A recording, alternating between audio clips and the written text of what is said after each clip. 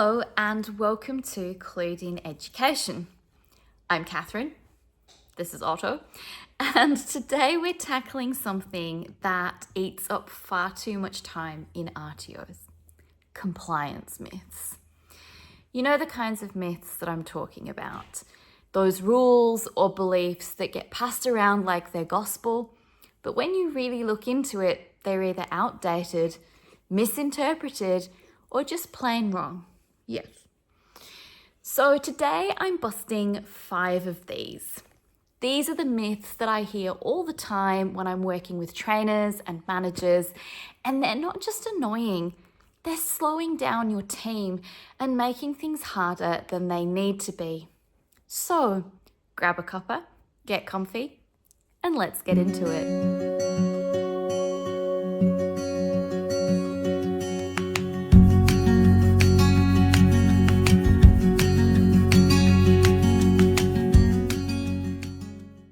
Myth number 1, everything needs to be assessed 3 times to be compliant. This is a classic compliance myth that's been going around since I started working in vet. And it's one that's doing real damage to trainers and assessors' workloads. Here's the truth. The standards don't say you must assess every requirement 3 times.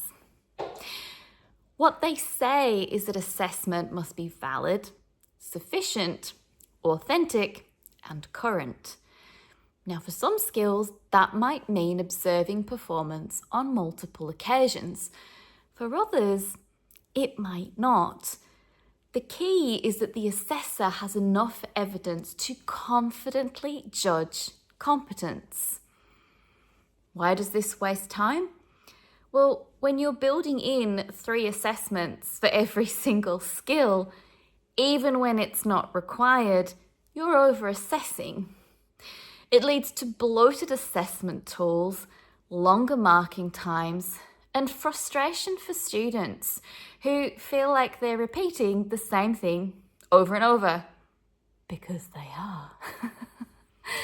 Instead, focus on sufficiency. Collecting just the right amount of quality evidence. That's good compliance and good training. Myth number 2, trainers need to create their own session plans. This one pops up often, especially in organisations where trainers have just been handed a blank slate. Now, here's the real story. There's no requirement in the standards that says that every trainer must write their own session plans. What is required is that delivery is planned, structured, and meets the needs of the learners, and that trainers understand and can follow that plan. Trainers can absolutely use a provided or templated session plan as long as it aligns with the training product and their cohort needs. What matters is thoughtful delivery, not authorship. So, why does this waste time? Expecting every trainer to reinvent the wheel burns energy that could be better spent on refining delivery or supporting students. It also leads to inconsistency, especially when plans vary widely across a team. Let trainers adapt, but don't make them start from scratch unless they really have to. Standardization helps. Personalization within a framework works, but reinventing the wheel, it's not necessary. Myth number 3, all assessment must be completed in front of the trainer. Now, I do get where this comes from. It's about authenticity, but it's not realistic and it's not required for everything, right? Yes, there are certain tasks that absolutely require observation, but there are many forms of evidence that can be submitted remotely or completed independently, as long as the RTO has systems in place to verify authenticity. Think about things like logbooks, video evidence, portfolios. It's all valid if it's done right. So why does this myth waste time? Insisting that all assessment must happen face-to-face creates scheduling bottlenecks. It slows down student progress and it restricts access for learners who need flexible delivery. Trainers and assessors spend more time managing logistics than actually assessing competence. Insisting that everything be done face-to-face limits flexibility, excludes some learners, and often leads to scheduling chaos. Myth number 4. If a student doesn't pass the first time, they fail the unit.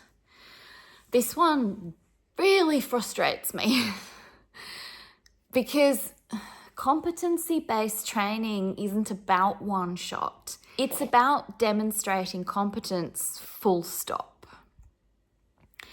Students can be given reasonable opportunities to resubmit or be reassessed if they're not yet competent.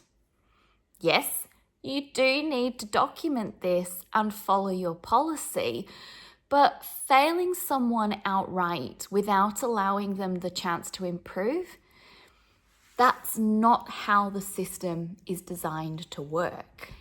And why does this waste time? Well, when assessors default to fail without meaningful feedback or resubmission, they end up managing appeals, re-enrollments, complaints, and it just creates unnecessary admin and it doesn't support student success. A feedback-first approach is far more efficient and aligned with the VET model. You're not just assessing, you're supporting learning. Give them feedback and give them a fair go. Myth number 5. More paperwork means better compliance. Right, let me say this one really clearly. More paperwork does not equal better compliance. Documentation does matter, but duplicating forms, requiring endless sign-offs, or storing 5 versions of the same document doesn't make your RTO audit ready. It makes your team exhausted. The best compliance practices are efficient, purposeful, and well understood by the team. So streamline your processes. Use tech where you can. Focus on clarity, not volume. So why does this myth waste time? I probably shouldn't have to explain this one, but I'm going to. Because staff then spend hours completing forms that no one uses, chasing signatures that don't add value, and filling out paperwork to prove that they're doing what they're already doing. That's time that could be spent with learners, improving delivery, or strengthening quality. So there you have it. 5 common compliance myths that are wasting time and energy in RTOs every day. So let's just recap on those. 1, not everything needs to be assessed 3 times. Sufficiency is the goal. Trainers don't need to create their own session plans. Not all assessments need to be done face-to-face. One fail isn't the end of the line for students. And more paperwork isn't better. Smarter paperwork is. If you're hearing any of these myths in your RTO, it might be time to clear the air. Thanks for tuning in, and if this helped clarify a few things, give it a like and subscribe for more. See you next time.